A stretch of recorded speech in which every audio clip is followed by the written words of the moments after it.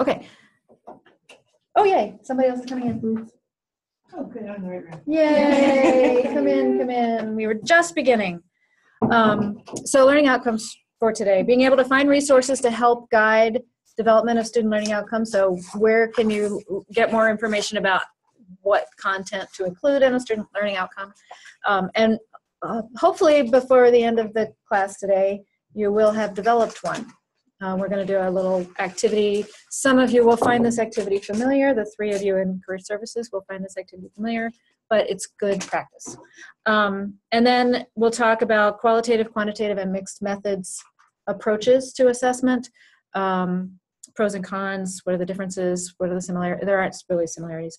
And then identify the best method for data collection for a project that you define.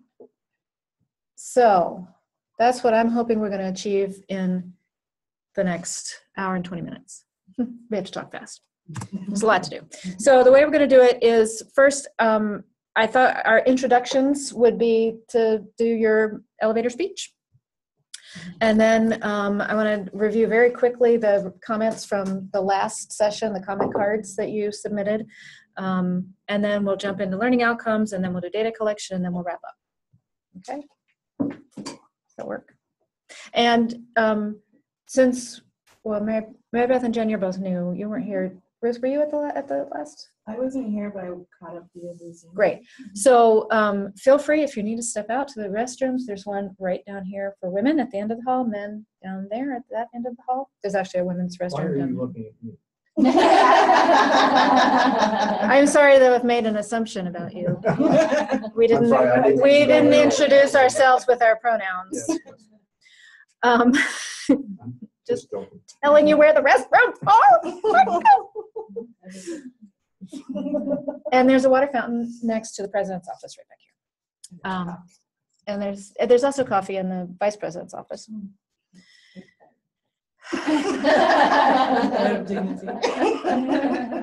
You get your own mug. I brought it. Oh, from home. okay.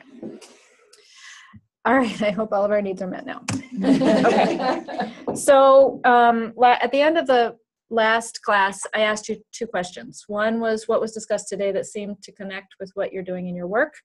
And I color-coded the themes that emerged for me. Mm-hmm. So finding, and actually they're not exactly right, because on my screen I think they were different colors. So one of the things was a desire to have a common language, common definitions for things. And I think a place that we will rely is this, because it has a glossary. And so let's not reinvent the wheel. Let's just use the glossary. I do have on my assessment and planning website a glossary that has different definitions. So at some point in the near future, I will try to marry those two so that we're not still using a variety of different definitions, that we're being consistent. I'm also working with my colleagues across the campus who also do definitions, like the,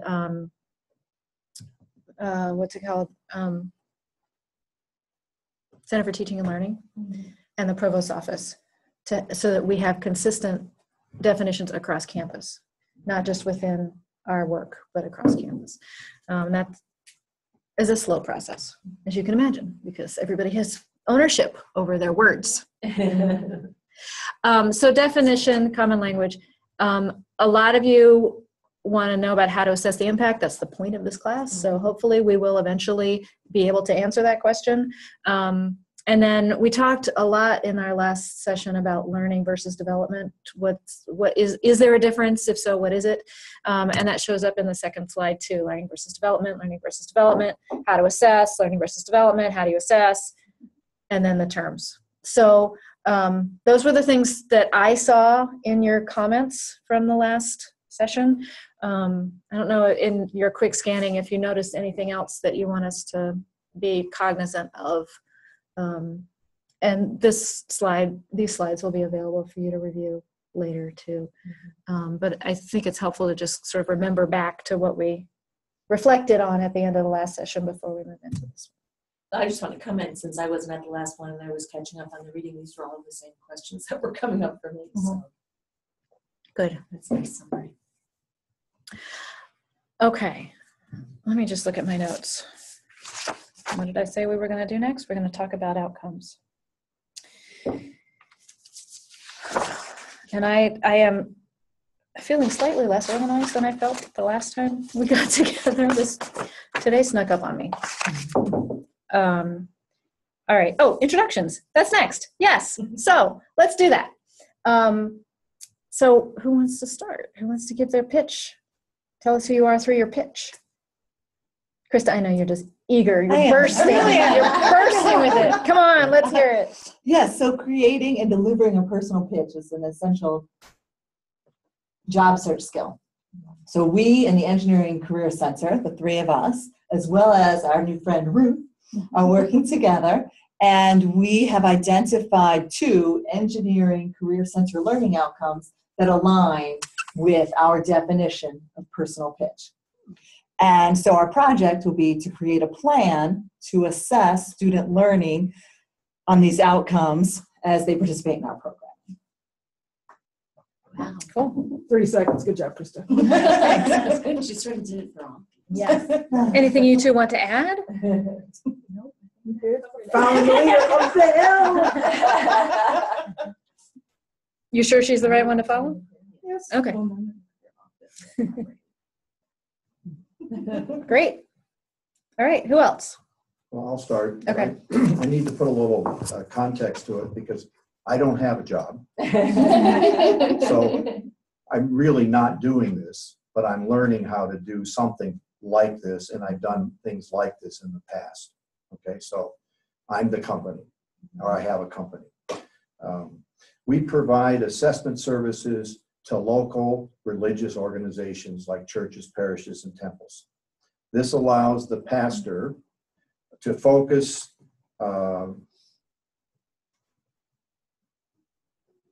the church's impact on the parishioners and surrounding communities rather than worrying about where they're going. Unlike others who leave after a one-time assessment, we immerse ourselves for 5 years and we create a culture of assessment. The results are remarkable. The parish becomes a learning organization and improves its impact by 30 percentage points. That's Great. it. Good. Thank you. I'll go next. I'm Jen McLaughlin.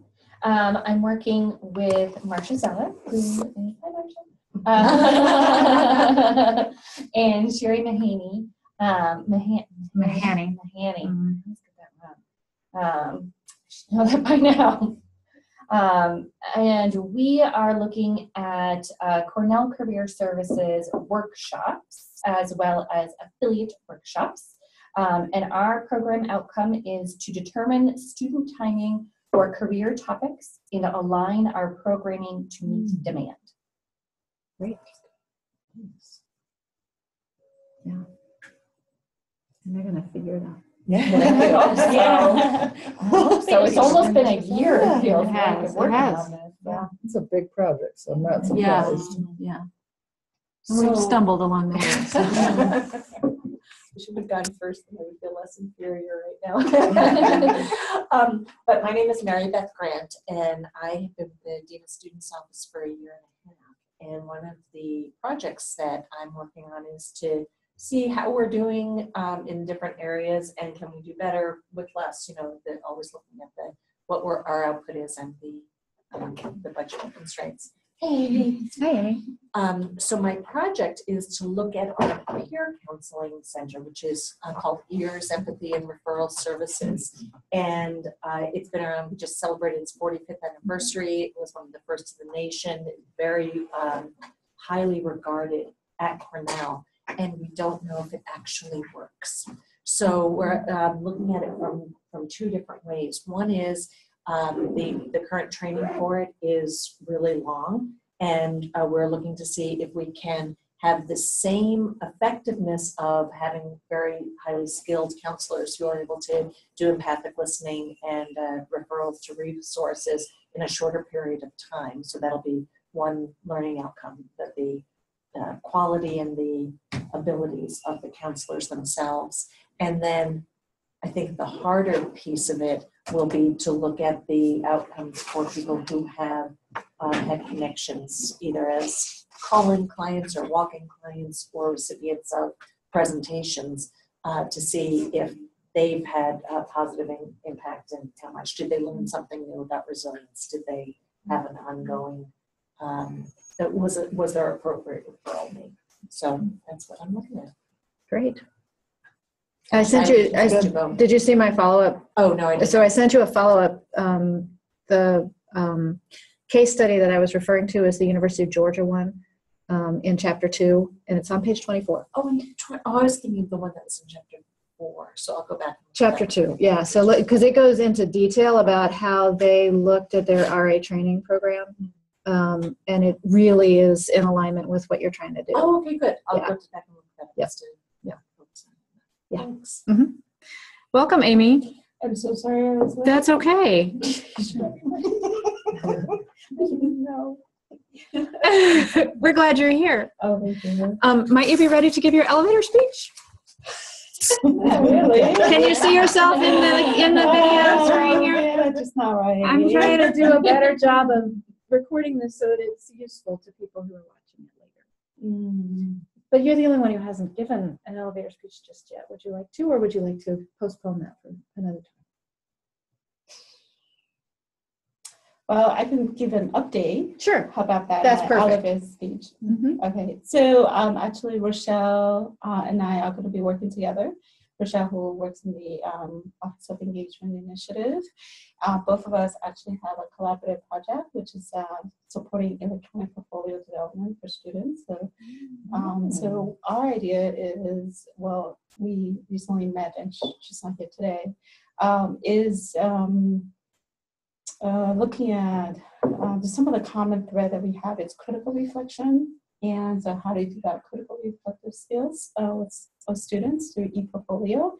And the whole idea is actually how can we use this electronic portfolio as a way to start thinking about a culture of learning, and rather than a culture of doing, where a lot of our students who are doing engagement,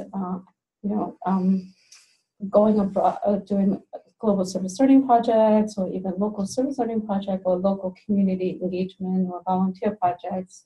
I'm not differentiating any of those right now, but a lot of it just focus on doing, and they want to do well, but at the same time we would try to wanted to capture and then couple that with learning. And a lot of times that's when changes happen in that themselves, and also the way how they approach the work, and also the impact that they will have together with community. And so that's kind of where we're at with by using electronic portfolio as a tool. And the data is qualitative data, but we'll try to figure out how we can do some tagging behind it, which I've figured out that we might be able to try it with the help of academic technology. That's great. Started that way, and I was going to say, the theory that we were thinking of, one is definitely the critical reflection, looking at Brookfield, and one name is Escape. I think Michelle mentioned it last time, and then Boopers, I think that's what it's. And then, but looking at as an impact, so to using Aston's. The Aston series on IEO, the ePortfolio allows us to have some sort of understanding before students get started, because a lot of them have to talk about their subject position, who they are, and all that kind of stuff, to some of the assignments that we will be designing for these students that's going to go through this process. So it will give us that, and then the environment, and then the so that we're hoping that will work, but at this point it's still at a very preliminary stage. Well, I expect all of these are. Great, thank you. Okay, so part of the reason that I thought it would be good for us to share these is because you may find, even though some of you are already working on teams, that there may be some other places where there's some connections that you could make. So, yay, thank you. when you have something written, if you could send it to me, that would be great, because I remember things better when I read them than I do when I hear them, especially when I'm trying to pay attention to so many things right now. Okay, so thank you for that. So I thought we would, Leslie, can I interrupt Yes. for a second? I'm just looking at how nice this looks compared to what I wrote. Do you have a form that you recommend that you use? so I don't have a form, but in the assignment, there it says the components to include. Oh, okay, I just didn't find that. And I have a hard copy. Would you like a hard copy? Yeah, that would be I great. happen to have my folder with me that has all my stuff in it. I'm trying to be organized. Too bad. Here you go. Anybody else need one? Hard copy of this? Okay. Okay. So when I read the introduction to chapter 2, it sure did sound to me like what they were trying to explain to us was very similar to the assessment cycle. So I pulled the assessment cycle back up and put in the pieces that are what we learned about in this chapter. But it's really essentially about writing learning outcomes and using them. So articulating intentional student learning goals and outcomes is where we start. And identifying the philosophical and research underpinnings. To me, those two, you can't not have them act together. And that's been, within student campus life, that's been a problem for us because we didn't start with the theoretical underpinnings. We've talked about this already. And so that's part of the point of this class, is to continue to infuse theory into our conversations and into our work so that we have a better sense of what it is we should be expecting of our students and what others are saying makes sense to expect of our students. And once that is designed, then you start thinking about how you're going to push out that information, in what format, what kind, is it going to be an activity? Is it going to be a program? What is it going to be? And then you gather information through the process, whether that's, and we'll talk about, I think, did we define formative and summative already? They didn't define it in the chapter, but did we referred to it, but they referred to it, but they didn't define it. So we'll do that. And then just look and see whether what you've done worked. And if not, how do you revise it and then go back to the process again? Formative and summative. So formative is information that you gather while you're doing a project so that you can make changes on the fly and make improvements. So kind of like when I asked questions at the end of our last class, were there any gaps that I needed to fill in the next class? You can do that in the middle of a program. You could do a pop-up question in the middle of a program to test and see if people are really understanding what it is that you're trying to teach. And if they're not, then you redirect and adjust. That's formative. It can happen in the middle of a program. It can happen in the middle of a series, but that's what it's for. Summative is at the end. Just like it's the end of it. How did we do? So how are we doing? How did we do?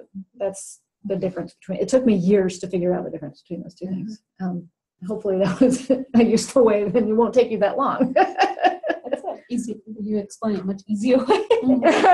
The long definitions in that book, the student affairs one. Yeah. Oh, I'm sure. I have a question about that. Yeah. My question comes from the perspective that often when you're measuring student performance, like course evaluations, not student performance, but course performance, you have a long list. Did they give a clear lecture? Did they have a clear syllabus? All of those kind of things. To me, those are the formative things. A different kind of form, I think. But go ahead. I'm sorry. Finish your thought. But then at the end, they ask, overall, how would you rate the course?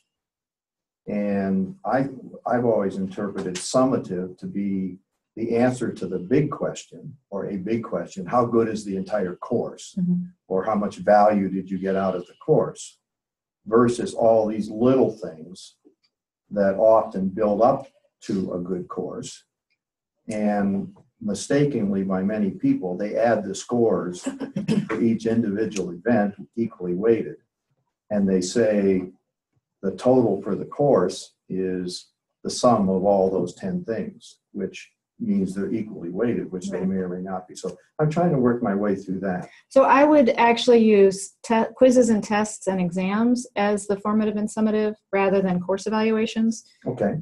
So a quiz, particularly a quiz that's given at the beginning of a class or something, that's a formative assessment because you're determining whether the students have captured what you were trying to teach in that moment. And if they didn't, then you need to go back and fill in those holes that they missed. The test might be the same because it's still in the middle of the whole course. But the exam is the summative. Did they get all of it? Because that's the point of an exam, is to be comprehensive most of the time, a final exam. And so then it's the summary of all that they were supposed to have learned. So I'm talking more about the learning rather than the infrastructure, because that's what the course evaluation is. It's more about the infrastructure. Okay, so the operable words are summative, meaning the all-inclusive. Yeah. The measurement of the all-inclusive, Mhm. presumably at the end. Mhm. And formative is measuring something partway through. So that we can adjust if we need to in order to improve the summative. Okay, thank you. So what were the highlights for you from chapter 2, which was called Developing Outcomes? Krista is just about to explode. I love that Krista is so excited about this class. I know, that's scary. And I know, and I had envy that these other schools were sitting down in big picture, like let's all get together and spend days figuring out what we're trying to teach students here. I had huge envy, and then I brought it back and had gratitude for this course at Leslie. Great. So that's the summary. To add some formative. Yeah. What I really appreciate is when they start talking about like appreciating of your audience. Like they said, if we were targeting it to the students, keeping that in mind. But then if you're thinking about to an executive level at the big top level decision making, that's a different sort of dialogue and a different sort of way to organize summaries. So I really appreciate that they talked about being conscious of those pieces.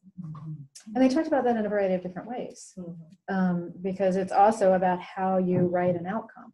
If you're writing the outcome at an institutional level, it's going to be more a goal and it's going to be really broad. But if you're writing it at a RA training level, it's going to be really specific and everything in between. Yeah. What else? I did one of the supplemental things of like that little activity about like what's a program, what's an outcome, what are the ABCs.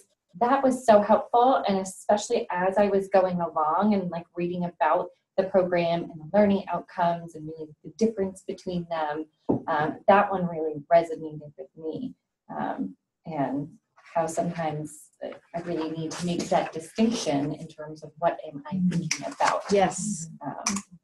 And as we are in our project that Marsha and Sherry and I are working on, ensuring that we are measuring our program outcomes to really make sure that we are working on our learning outcomes for the division as a whole. So I had a conversation with a group of people earlier today, and we have a task before us to give a presentation next week, and we just started talking about it today, which is not a lot of time. It's 7-8 days away, and we did the usual, well, what should we do? And we talked, and finally somebody who was sitting in this chair right here said, well, what are our goals? Yeah. But we actually had to get all that junk out before we could go to that question. Yeah. But if you don't go to that question, which is kind of what you're talking about, then, and we ordinarily don't, I'm just saying, then you end up creating things because you think they would be fun or you think they would be useful, but you don't really have a foundation in it. And then how are you going to measure whether it was effective or not if you don't really know what you were trying to achieve in the first place? So that's where we are today. And that's what we're trying to do something about. Yeah. So is this what you were talking about, Jen, that you, yeah, so we're going to do this today together. Yeah. There was a very tangible piece too that I took away, a reminder that to assess the student learning right then and there at the end of the program, and then figure out a way to circle back and figure out, Yeah. did they retain it? Can they apply it in real life? Yeah.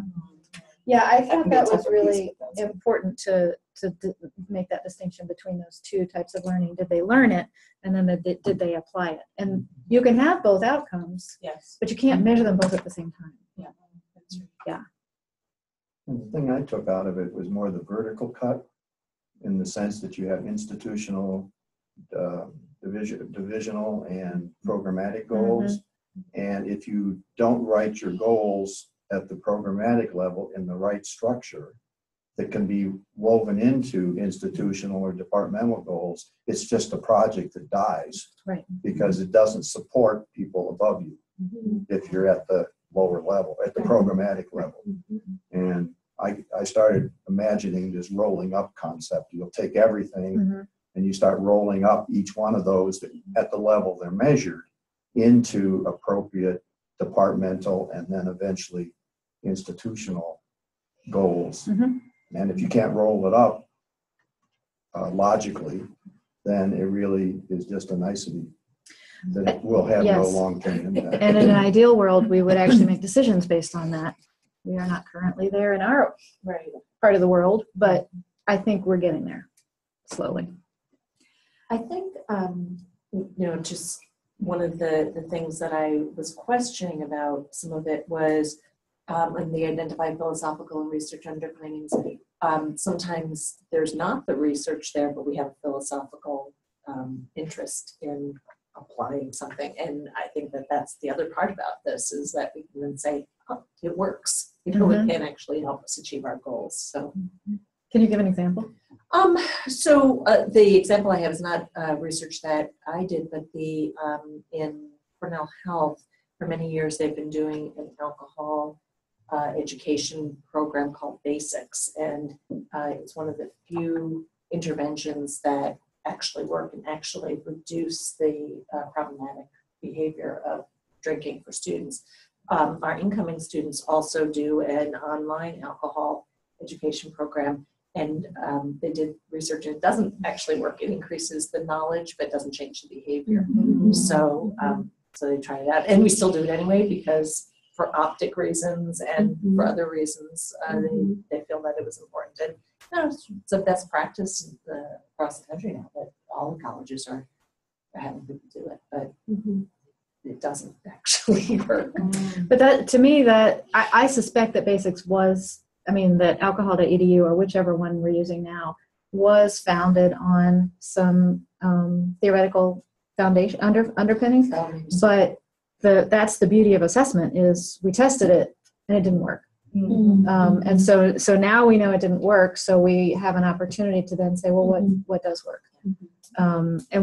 So if they learned the content, that's important. The behavior change is the next step. So how do we get them there? So I think it's a both and. That's good. But a lot of what the Cornell Health does is research based, and so they are creating new knowledge and new theory, which is different from what we're talking about here. But that's the approach that they're taking, and it's more a public health model rather than a student learning outcome model. So the conversations are there. We haven't quite figured out the language yet to have a common conversation.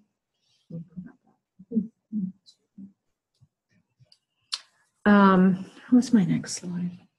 So some of the resources that are available to us for creating outcomes, we don't have to start from scratch.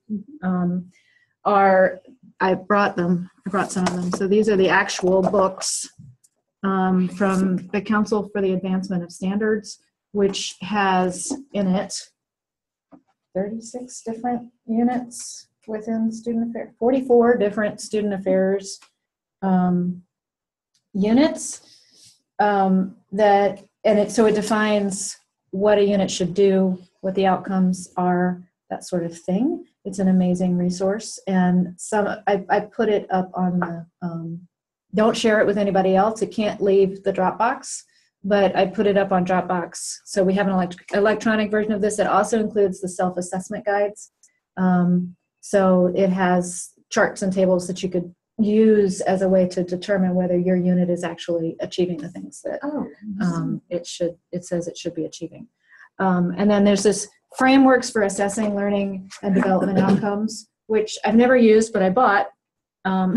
It's connected to this. These are all published by the same organization, which is currently chaired by Gavin, I think. Gavin. Oh. I'm pretty sure he's the current chair of this. So, so that's one resource. Yes, of course. I mentioned the Learning Reconsidered at our last meeting and got my hard copies back. So I can actually look at it. And inside this one is student learning outcomes. Ta-da! Oh, check that out. Yeah, so, and the electronic version of this is also available in the Dropbox, which you can share because I pulled it right off the internet. The CAS one, I had to pay for. So Student learning outcomes in relation to what? broad, very broad. So cognitive complexity, knowledge acquisition, integration and application, humanitarianism, civic engagement, interpersonal and intrapersonal competence, practical competence, persistence, and academic achievement. That's it. So they talk about them first in here, and then they go into some detail in here. This is a more practical application of what's in this document. So that's neat.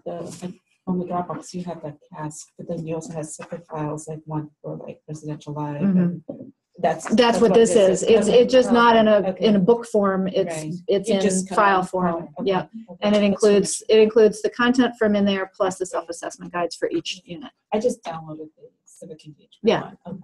Okay. Yeah, which you're welcome to do. Just Okay. don't put it on a website. No. Well, just that when I ran out of by 5. That's the best way to read it.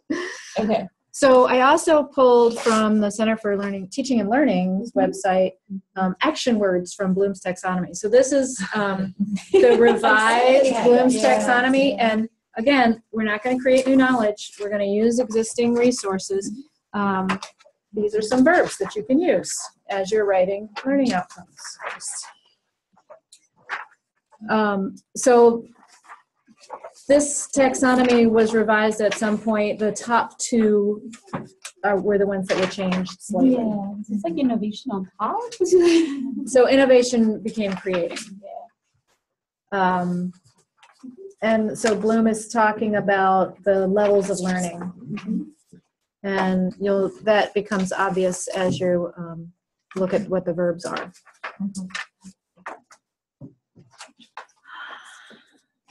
And then the last resource is AAC&U's value rubrics. So they created rubrics similar to Learning Reconsidered, but they're on the more academic, mostly academic, for, I don't remember how many. Do you remember how many it is? It was like 10 maybe? 12. 10 or 12. I thought it was 12. Yeah, 10 or Something 12 like that. learning That's what I said to you. competencies. Which is also on the Dropbox. So each of them is on the Dropbox, but this is what they look like. It's built on the website. Yeah. Yeah, it's all of the things in Dropbox except for CAS are available on their websites. I just put it all in one place so you don't have to go look I for it. know. Thank you. And this is just a snapshot of one of them, and I just picked one. So this is a rubric. It's not but it has words in it that you can use to create a learning outcome. And we have the student staff competencies team used these a little bit. We didn't love them. We didn't find them completely applicable, but whatever inspiration you can find, wherever you can find it, is useful. So, That was civic engagement. yeah, for your work, it wasn't as helpful for us, but yeah, but it applies. Different things apply to different places. I'm not saying it's bad. It just was not applicable. So then I just pulled up this. This is the dimensions of Bloom's taxonomy. Just more information for you, and all of this is available on the website. I'll have this posted, this slideshow. So what are we doing on time? 4 to 4. Oh, we're gonna have to talk fast. So, so I want to give you a chance to think on your own or in groups about writing a learning outcome. And Jan has already done, actually all the people who work in career services have already done this. So you're a step ahead of everybody. You can use a refresher. Yes, absolutely, we all can.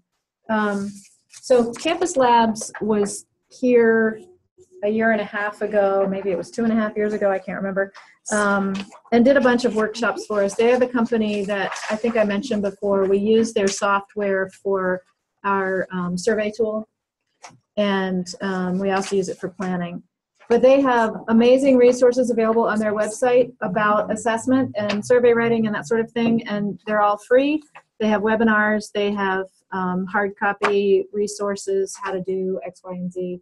So I would recommend looking at their website if there are some questions you think they might be able to help you answer. But this is a workshop that they did with us on how to write learning outcomes. And they broke it down into a fairly simple structure that a learning outcome should contain 4 key ingredients. Who are we talking about? The audience. What do we want them to know or be able to do? How are they going to learn it? And how much will they learn? Every learning outcome should have those 4 components. It doesn't have to be in that structure, but it should have those components. So a learning outcome is describing what a student will be able to know, think, or do after participating or experiencing something. That's the basic of it. And it's how much will they be able to achieve so that you can then measure it. Because if you don't identify the how much, how are you going to know what to measure? The 3 M's, they should be meaningful. So it should support your departmental mission, or it should support a goal or a learning outcome that you've defined. It should be manageable. Is it realistic for your students to learn this within this time frame? So if you're expecting them to be able to, this was an example that was in the chapter. If you're expecting them to be able to apply leadership skills after a 1-hour leadership training, is that realistic? Is that manageable? Probably not. And then is it measurable? Is it something that you can actually measure? It does not have numbers to it, but is there a degree of change? And you define what that degree of change is. So those are the basics about learning outcomes. And then the second page is, they've got some Bloom's taxonomy words here too, but I think this is easier to read. Yeah. So I wanted you to have that. So the first activity which is on page 3, is determining whether things are program or learning outcomes. So a program outcome is not where we're spending our energy in this conversation, but there may be times when it's really appropriate to measure a program outcome. So a program outcome is more about the function. On one level, it's the course evaluation. That's more a program outcome than a learning outcome. Or it could be a satisfaction kind of survey, or it could be in a career services office, counting the number of students who come in, and it's how many students are you trying to reach, and have you reached that many students on what level, those sorts of things. So what does the program do? Not what do the students gain? That's the distinction. So we're going to focus our energies on what are the students gaining, because that's the point of this class, and that's what Mary Beth and Vijay and I decided when we designed this course. But I'm not dismissing program outcomes because they're important, particularly for units that don't interact with students. Because what they do is program, and like the Business Service Center, for example, or IT. They're still doing things that are important to measure, but they might not have learning affiliated with them. They might. Yeah, how do you shift that though? What do you mean? Getting people to be more appreciative of learning rather than being Well, that's the point of these conversations. I know, but Dying. dying. You know, every time we do it, it's creating more capacity for the others to join us. Okay. That's the way I think about it. So actually, I'm going to let's do activity number 1.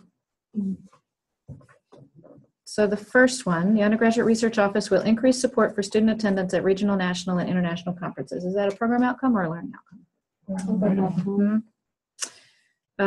Students will be able to demonstrate effective communication skills as a result of participating in the leadership program.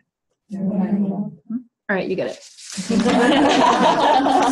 So, have the career services?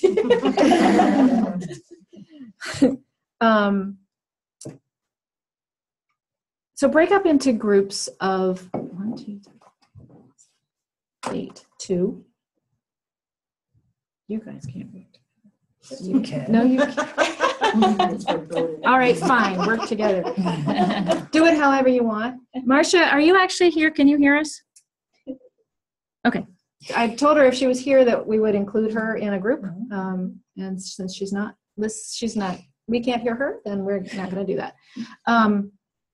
So we have 10 minutes. Choose to do either activity number 3 or activity number 2. Okay? I don't care which one it is. So between the two of you, decide which one to do.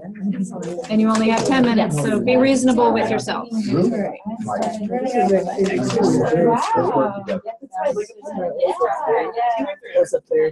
Yes, of course, I would love to know what your thoughts are on this as well.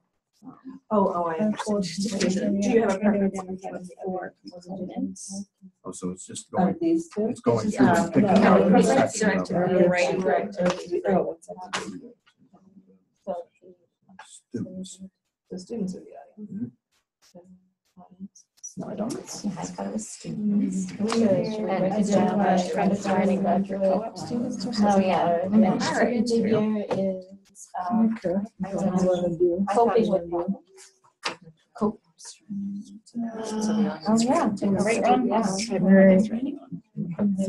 Identify the students broader Attending five counselors. Oh, yes. Yeah, Five. That's attending. Yeah, 5. Agree. Try writing one for Identify. Identify one strategies. Yes. Okay. Strategies, one or more strategies. It's So for the That's entire day, one or two. overall, or do I? Identify one or two. Oh, yeah. One, identify one or more strategies. So it's the count.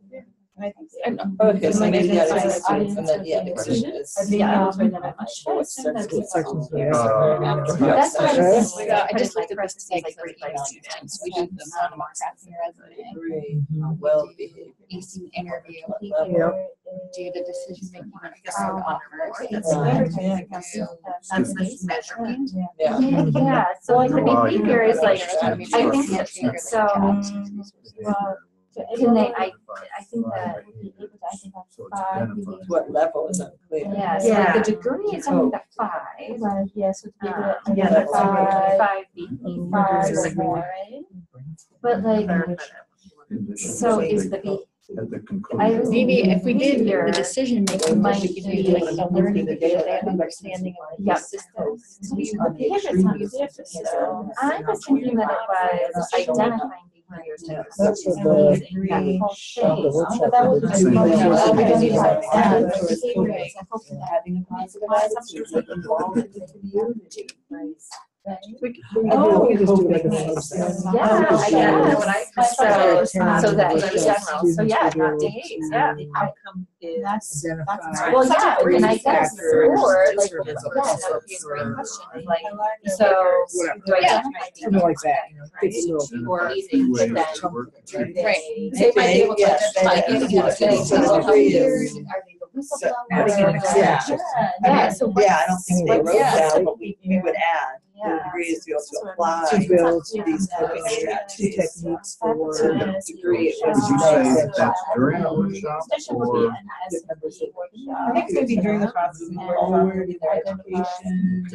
Or maybe, do you talk about factors to consider or say what in terms of like salary, remuneration? So Top row is helpful, particularly the last column. A plus. So there is. So that the behavior. Pardon? So if you're talking about job offers, so articulate the pros and cons of job offers. Oh, no. You're the head, I'm the So tail. I think that the behavior is Is there specific enough? No, these are really broad. I'm always concerned whenever I try to write way too broad. So that I'm not gonna they measure any in the end. That's always like, so I get really how specific should it be? So you can press that.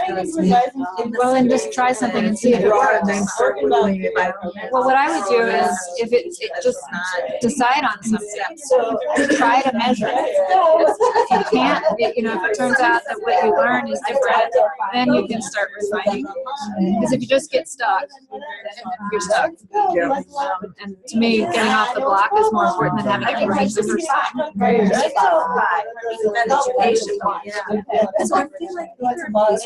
It doesn't have to be helpful. It's just some language that might. It might be easier to do 2 through 6 than it is to do.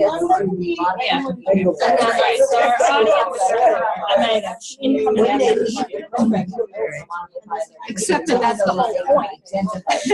Of course, it's easier to do 2 through 6. Because we know what we want them to learn, right?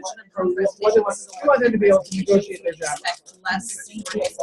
So if I do 2 through 6, I can be more specific in what I write. That's what I believe. I don't know if that's true. Or even reconnecting, because as people come Yes. back. Things are crazy. No, you could be right.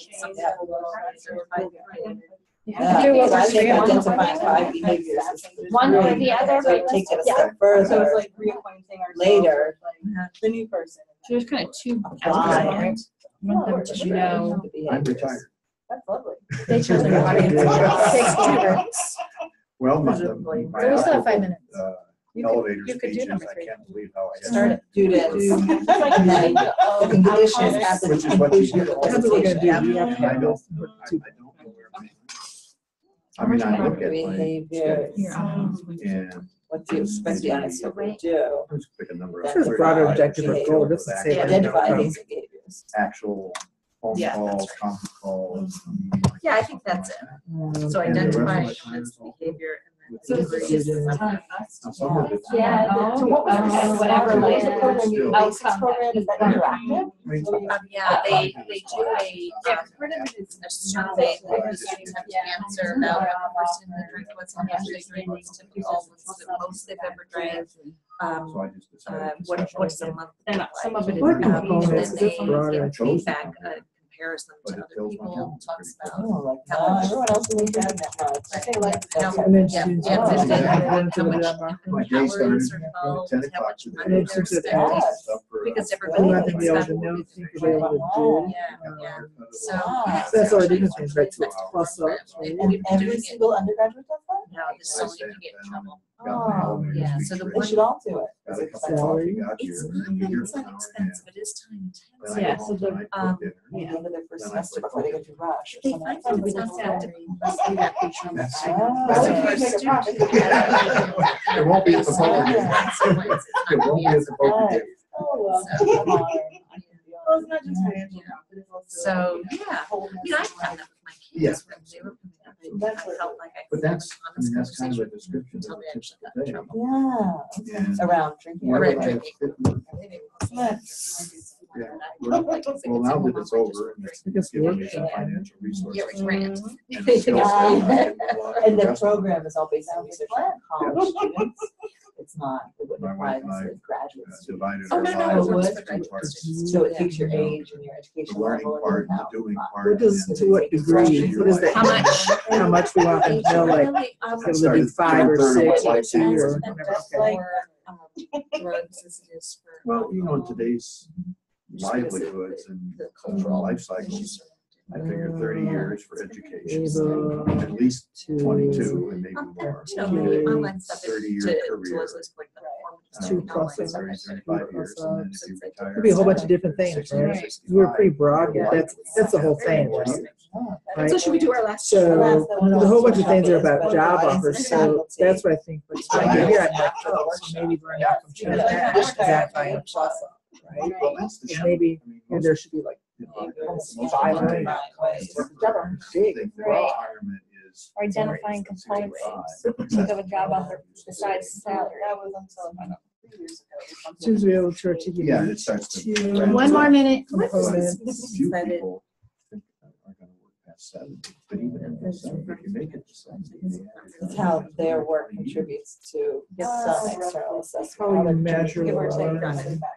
But this No, Okay, identify or exercise, articulate. If you make it to If it 70, articulates, which just takes out a lot Either of way. people. doing this Love to see now it. is a, Components and of having the read job what we just read, pulls Average it life together, that cycle idea of after our that, learning outcomes actuarial rubric life jumps cycle around is between over 20 you years. can identify these things versus you can do these things. You and I How have you questions measure about it. measuring. I got that. I love measuring joy and And when I talk get about Yes, it. yes, that's Which right. is the, I mean, that's different That's a whole nother components topic. of math. Bloom. Yeah. When do I Because get the full identifying is knowledge, but doing is. I would do pre and post. So I when don't you wanna go move, down maybe to you Yeah. look at our that. rubric, It's okay the to emerging walk column might be the identifying and the So we should advanced up is our the apply it Okay. versus We want to using say our emerging four. I guess ours, if we went back through That's our where I 3 am. columns, it sort of gets So at that. you're- But we you're use such working different towards language. Versus to Like do first this. you gotta do this, then you gotta do this. Fill They in have the so blanks. many components, overwhelming. Students, right? For this, I think. It's big. It's been fun. Oh, okay. They're all essential. We went back through, we cut out 3 and added 2. They're gonna learn 3. Yeah. Okay, so in the interest of They're gonna learn time, this, knowing right? that this is We'll just, learn what? wait, I thought I paused. No, wait, where's my? What have we done? I paused recording, so I need to resume it. No, I didn't. I guess we're still recording. Sorry, everybody who just had to listen to that noise. What emerged for you? We're not going to do a report out because we don't have time, but what key things emerged for you when you were having these conversations? Takes more time than you think. Yeah, these guys were writing an outcome. These people were writing an outcome. I love these guys.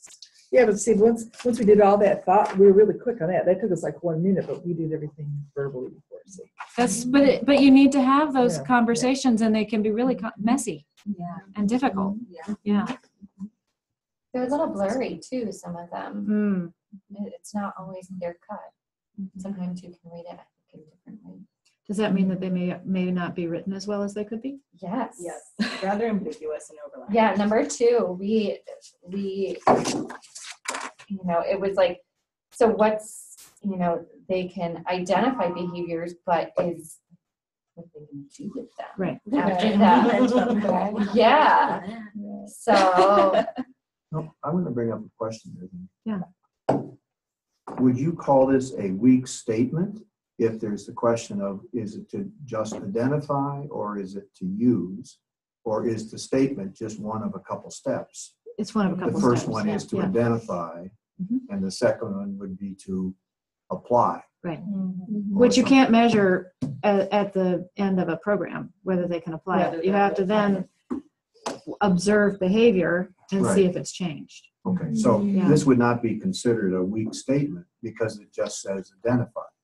It's just incomplete stuff, yes. It's just a piece of the Yeah. process. okay, Yeah. all right. And if you look at the Bloom's taxonomy, it falls in the knowledge category.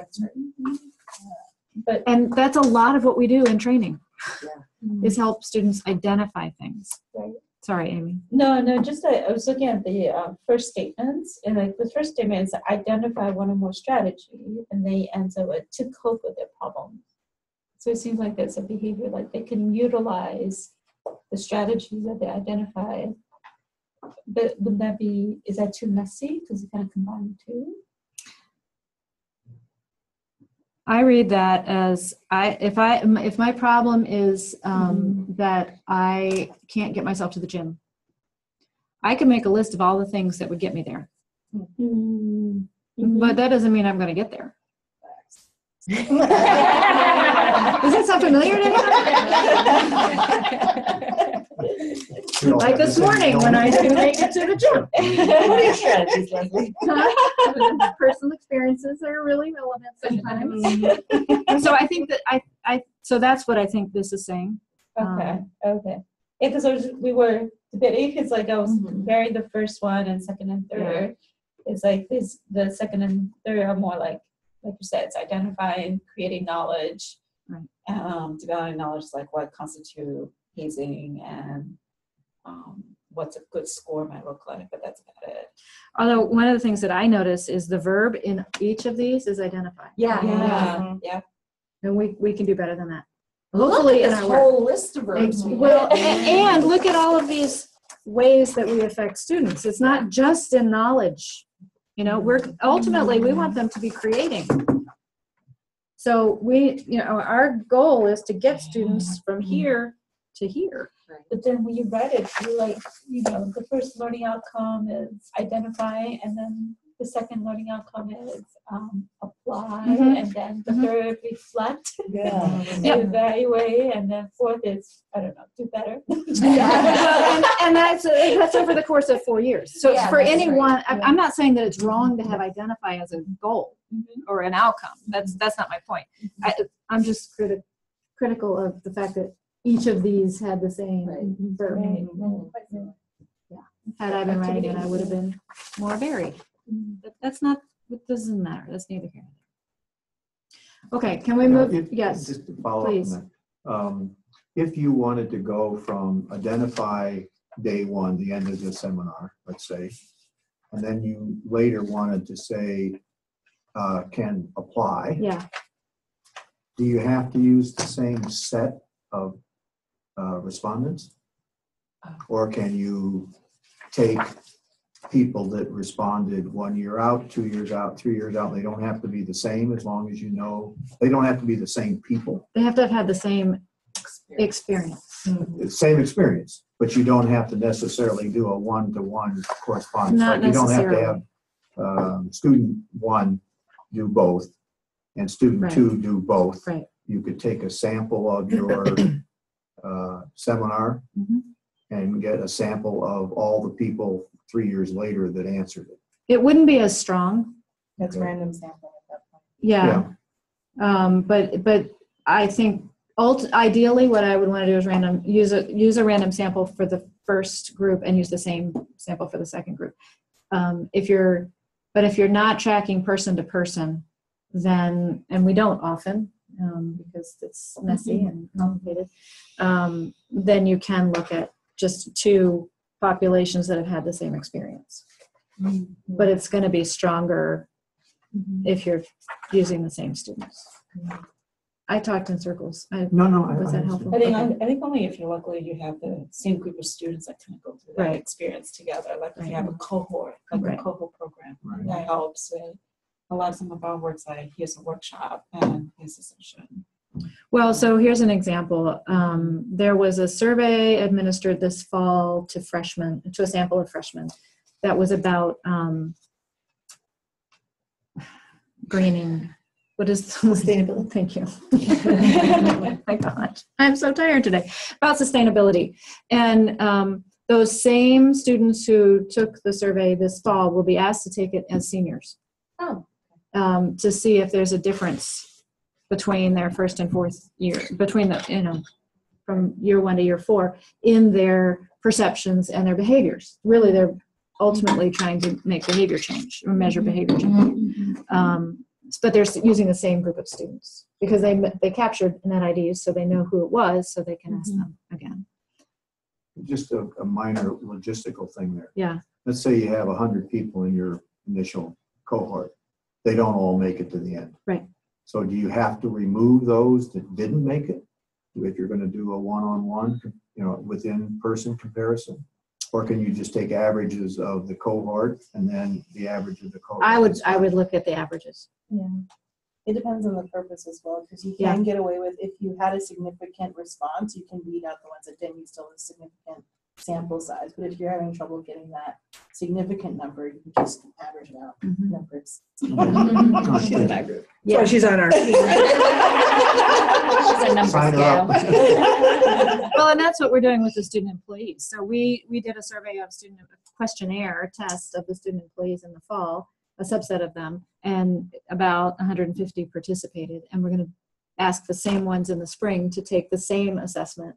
But we will not be looking person to person about change because It's just I a don't want to same have to group. figure out how to do that. That's too complicated. Averages are fine, Right. especially for this work. We're not doing research. Right. We are doing assessment, which is not as refined as research Yeah.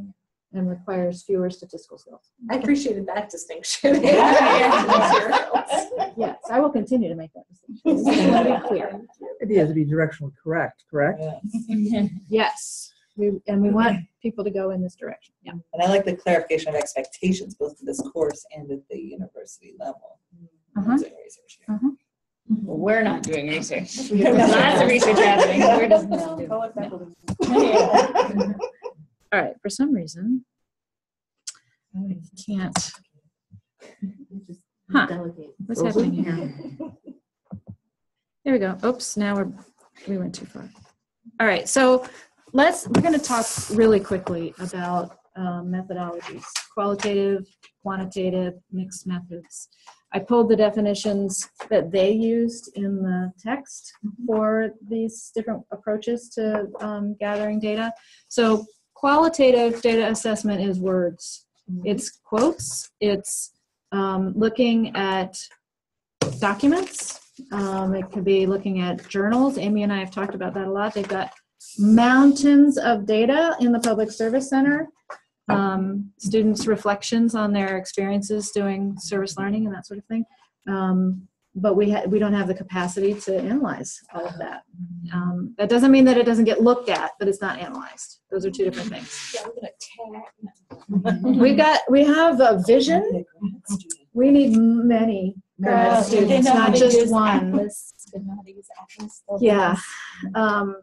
It's also observations, it's focus groups, interviews, a lot of the things that we do. Some of these things shouldn't sound foreign. Right, exactly. And one of the things that I've found is that qualitative analysis, qualitative methodology is shorter upfront time, but much longer at the end, because the analysis takes a lot longer.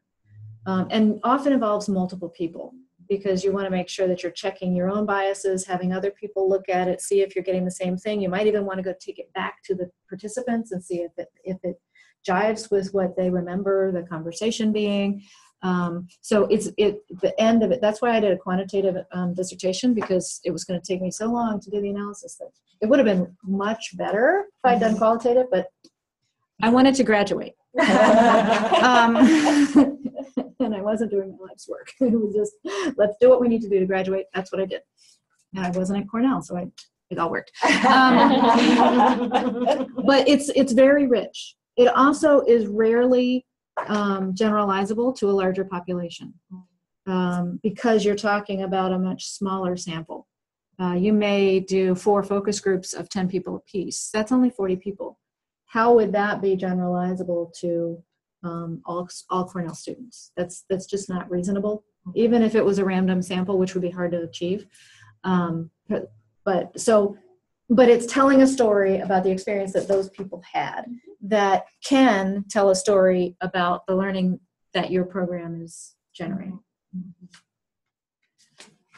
And while it may not be generalizable, Yes, it is.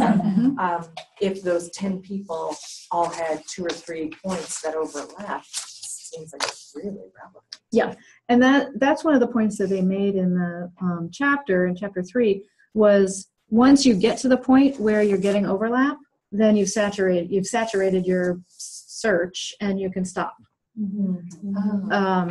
So that's not the way I've ever done focus groups. I have the capacity to do 6, and that's what I'm doing. But if you're really doing it in a way that's smart, you would wait until you reach that saturation point. And I think it's actually 7. I went to a presentation workshop recently, and I think they said it was usually 7 conversations that would reach saturation. 7 different 7 groups. focus groups. With how many? Or interviews or whatever. I think it varies. But no, I don't think it would be 7 individual interviews. But the number 7 is sticking in my mind. I'm not sure. Yeah, I forget it. I don't think it was helpful. We won't. Get back to us. Or not. If you're thinking of I have a question. qualitative Yes. assessment. on what was the word there? Extendability or Generalizability. generalizable. I recently did a survey that had a lot of questions, agree, disagree kind of thing, scales. But we always closed out with 3 questions. What was the most important thing you want to tell the organization? What's the second most important thing you want to tell the organization? And the third one is anything else you want to tell the organization. Those all come out in text. We went through and categorized them. Yep. So we have numbers like out of 600 people, 32 of them said price, or 15 said something else. Now, are those numbers that you can generalize to a larger population? Because I had like 600 people in the overall population. I don't know the answer to that. That's frequently a way, particularly with surveys that have open-ended questions, that they get analyzed. But I wonder if part of that is because they're often analyzed by qualitative people. Oh, that's interesting. It's the way that I would do it, because my background is more qualitative. I don't know. I can certainly ask someone else who would know better. And just as a vocabulary word, would that be considered a mixed method? Because you're taking numbers but out of words. Not that it really matters. Yeah, I don't think that that's the way that the book would define mixed methods. Mixed methods would be kind of if you have like on a scale of 1 to 10, rank your experience. And then you could say, out of the 100 people we surveyed, 50% were 5 and above. Okay, that's it. That's Yeah. a quantitative. Yes, that's all the numbers. For what you're talking about, that's very heavily qualitative. Not a lot of overlap for mixed. So what I would say is a mixed method would be doing a survey, and this always happens with surveys, more questions emerge because surveys are too general to give you the kind of information that you really want. And when those questions emerge, then you have a focus group or several to ask the participants about those questions that emerged for you. Oh, I see. So it wouldn't be on the same instrument. Right. It'd be just a couple of different techniques within a bigger project. Yeah. And that's called, for some reason, that's called triangulation. To me, triangulation should have 3 pieces, but for whatever reason, it only has 2. It's used entirely differently. Yes. Speaking of mixed messages in the vocabulary. Right, I know. So that's the way that let's not even use triangulation as a term, but that's what it means. Okay. So can you say the definition of triangulation again? Sorry. What I just described. So having a survey and then following it up with a focus group. So you've got a quantitative survey and then a qualitative focus group. And then you're using the focus group to explain some of the information that you gained in the survey. Thanks. Sorry, I just wanted to make sure that I was tracking. So quantitative assessment is numbers. It's that's pretty much what it is. It takes a long time. Some of you have had experience with this recently with me, writing a good survey. And sometimes you can, with the best surveys, sometimes are borrowed questions from other surveys, especially if you're doing it at Cornell and you want to be able to use like existing questions on institutional surveys so that then you can compare. I'll give you an example. 2 weeks ago, the housing office called and said, we want to do a survey of the room selection process. The first thing I will say is that they should have asked me that before the room selection process actually started, but they asked it after the room selection process ended.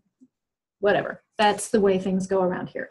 But I will say you should plan your surveys before you actually do the event, because then you can administer the survey as soon as they've completed the process. Right. We could have had a link embedded in the thanks, you just got room 402C in Cookhouse. There could have been a link, go take this survey. It didn't happen. But I took survey questions from previous surveys that we've done about room selection and about housing and put them onto that survey so that now we can go back and see, is there a difference? Yeah. Did things change from 2008? Because that was the last time we did a room selection survey. Did things change from last year when we did a housing master planning survey? So that we can use the survey for multiple purposes. And because smarter people than me wrote those previous questions. Copy paste is easier. It is. It is. There's also the point when I ended up doing research with a staff member a couple of years ago. We ended up using questions from a previous survey done in another institution, and they had all of this theory that we were utilizing also. So it's cool to kind of do a comparison, not only of how our students do, but then compare it to their results and see the changes, and if we're better along or not. Yeah. And depending on your purposes, that could be really useful. Yeah. Mixed methods, we just talked about that. So it's combining qualitative and quantitative in unique ways. But not in the same survey, right? So if you had a survey that had questions where it was like a Likert scale, Plus open-ended questions. like I text. I wouldn't call that a Not mixed okay. method. I would call that having some open-ended questions in your survey. So that's where the triangulation comes from, the third piece. Maybe. No, I'm really quite interested in that, because this is just purely for my own personal learning. If you're asking open-ended questions, that's not quantitative. No. So what is it? Qualitative. So isn't that a mixed method? It's using both methods in a quantitative survey. You're just poking right now. I see it on your face. I was hoping. Still qualitative data that you. It's qualitative data. Yeah. It's not going to be a yes or no. You're not going to be able to. They're not going to say 1 or 2, 3, 4, 5. Right? You're not going to make the selection. But the way that so when we did the master planning survey last year, we had both. We had open-ended questions and we had a qualitative survey, and I pulled out open-ended responses that told our story or told their story. Not I was it's hard for me not with qualitative information. It's hard not to put your own bias into it. So I did. We all do it. I'm not. It doesn't make me a bad person. It's part of who we are. But I just created like word clouds, which quantifies it because it makes bigger the words that were used more frequently. But I also pulled out actual quotes and put them into quote bubbles so that we'd have a view of what it looked like overall, and then what were some key comments that people made. I find that oftentimes open-ended questions after like a rating system and a quantitative give context. Yes. Because like, for example, if I have an event and I say, rate our event, great. But then they tell me, by the way, the tomato sauce was really bad. Would not have figured that out from the numbers, but it gives context to what they were saying. Right. And you won't use that catering company again. Important information. So I had hoped for us to have time to do some pros and cons of the methodologies. I don't know that we really do have much time for that. The colors are, this is mixed methods, this is qualitative, this is quantitative. But let's just, in the next 2 minutes, quickly, what do you think in terms of let's just do the big categories of qualitative, quantitative, and mixed methods. What are pros and cons for those? Well, to echo what you said a few minutes ago, the qualitative is slow at the beginning and fast at the end, and flipped it for quantitative. I wouldn't have used slow and fast, but more work at the beginning, and so it's the qualitative is less work at the beginning and more at the end, and quantitative is more work at the beginning and less at the end, unless you're not good at statistics, and then it takes forever. I don't know. Qualitative, it's still very challenging in the beginning as well. It can be, but you don't have to write a whole survey.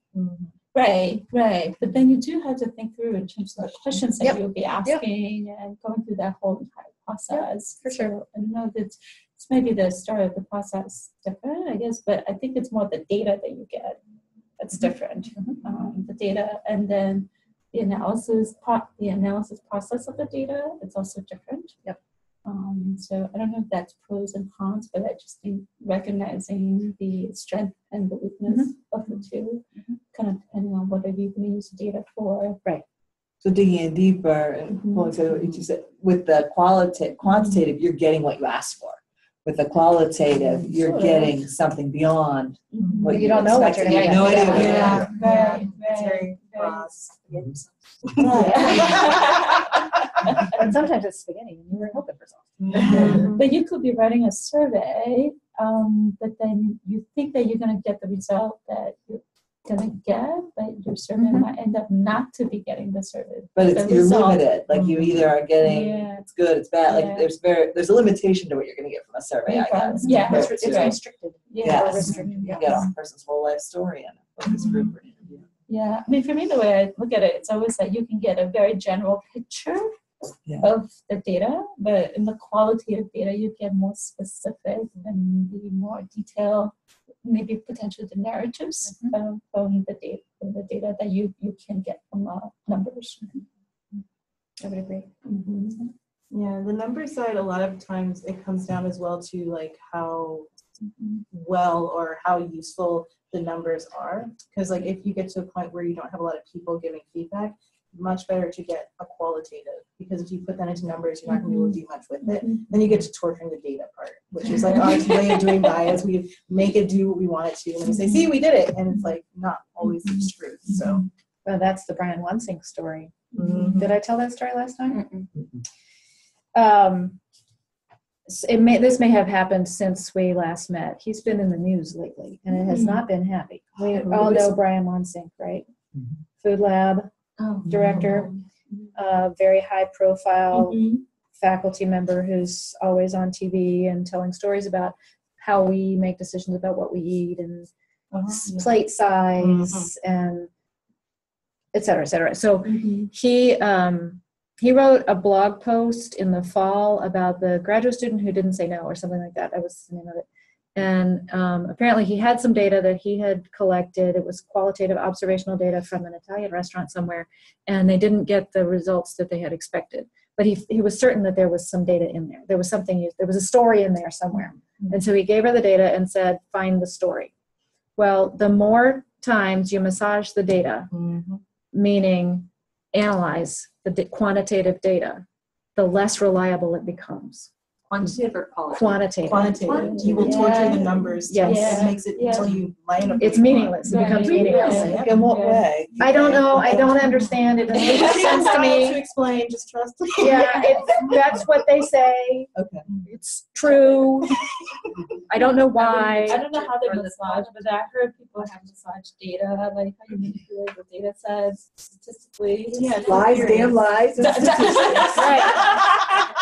That's what it is. I And don't know how So you like do cut it, some but things here. no, I don't think they don't end up changing the data, but there's something about the way that statistics work that makes it less meaningful. I cannot explain why. So And I'm glad that you can't either. So don't do that. But anyway, so because of that, it called into question his work, his body of work, All of it. all of it. And people started looking We started digging for at stuff. his reports and everything that he published, and they found that I think there were 10 studies that they found that either had massive duplication from previous work, or the analysis was just wrong. So he would report a certain mean, which wasn't even possible given the size of the sample.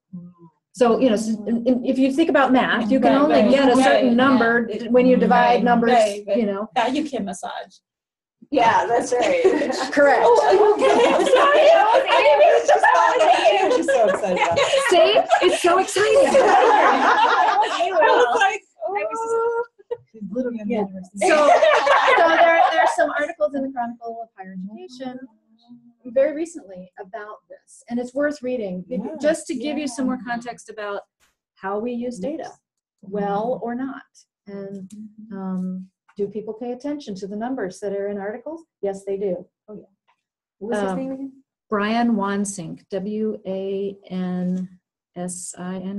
This research is so fun and fascinating. He's got a book. And it might he's not even be known around right. the country. It might not even be true. It's all a lie. Do what you want. There we go. Apparently. This play doesn't work anymore. Imagine what the school district's gonna do. Just go back to Yeah, I mean, people are like, yeah, they- very specific. So he's not answering his Measure it. phone right now, so you can't even call him and ask him. I know where it's at. So we have 2 minutes to do our wrap up. One side is Muddiest Point on your index card, and the other side is why are learning outcomes important? Yeah. What context? What? I don't understand the first question. What do you still have questions about methodology? A methodology for collecting Yes. data. Yes. Or anything we talked about today. It doesn't have to be specific to that.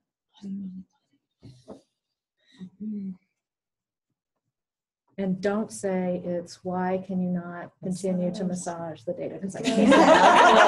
I'll have to bring in a statistician and you will be sorry. I can do a very basic example.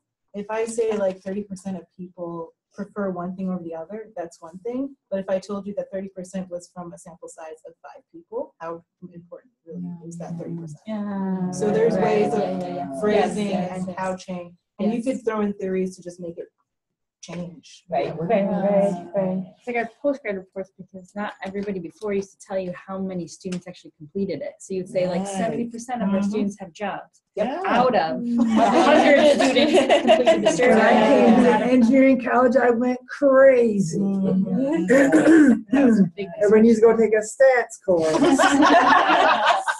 Because you get written up in bad articles like this is what happens. Well, it's reading the fine line, that's for sure. Those reports. Not massage. The muddiest way of methodology.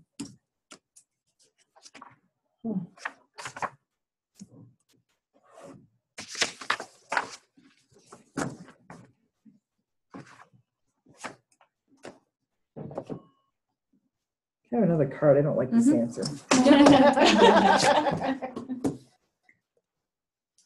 All right. Do you want our rubrics as well? Yes, I do. Thank you. And if you want to send me your, electronically send me your project proposal ideas, that would be great. Oh, that too? Okay. And you would rather have that electronic or hard copy? Electronic? Either's fine. If you have a hard copy, that's fine. I was just making it easy if people didn't have a hard copy. Can I give those to you? Because until Yeah. workshop gets back. Yeah, And it's you not wanted urgent. the elevator speech electronically as well? Yes, Elevators? yeah, that would be great. Okay, I think I'll just do them all. So I Well, think here's we this one. just to Okay. identify where we are and then where we are. Thank you. Oh. I'll do the other two electronically. Yeah, thank you. Here you go. I decided I was on the grid barely. I'm glad. Okay. Okay. Leslie, I'm sorry, I don't have the rubric. I'll do it tonight. You can send me the PDF if you want. It's in, no, I think I just. Do you have a hard copy of it? Because I have extras. Yeah, why don't I do that? Because Ruth just told me it was an email and I didn't see it, so That's all right. I will Here you just take it and do it. You know why you didn't see it? I'm just now thinking you're on a different invitation than they are. I have 3 different invitations to this class on my computer, and we created it together, and then I created one for everybody else. I will add you, and so then when I send messages, you'll get it. Oh, excellent. Thank you. Sorry about that. What a novel It's no idea. problem. I know, it's just I'll spend some time with this. So- So I'll get this to you by the end of the week. okay. Thank you. So next time, we're doing analyzing data and then using and sharing assessment data. That's a lot to cover in an hour and a half. I don't know how we'll do it. In the meantime, if you have feedback for me about how the class is going, I'd love to have it. If you have suggestions, if you have questions, if you want to have a follow-up conversation, whatever. That's my job. That's why I'm here, and that's what I want to be doing. I have one question. Need another about card, Leslie. expectations for the next Leslie, meeting. Okay. please. Were we Card, sorry. supposed to do the next touch I feel like point I on have the to spend learning more project time for on the that. next go around? No, July. The next one's not till July. Okay, thank you. The learning outcomes you put up at the beginning of the class, I think would be helpful to see that to know.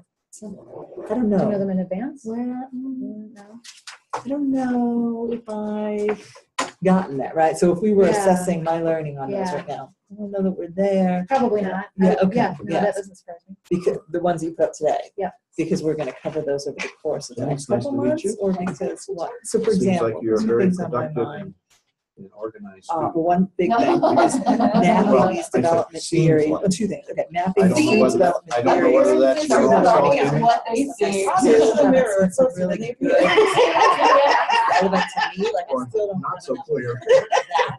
I need or more not of so that. close. It was a lot to do. I'd like to think I'm On our this way, rubric, and I we have to really keep work updating this like way. crazy. That's a column, that's fine. Yes, But that's Scares me also to face every because time. there's And then the three second of us piece who have been is, working as we were on a reading project for the past homework for today, almost a year. and I Yeah. only read With the Leslie. essential So required she- homework, plus I'm working my way back through these two.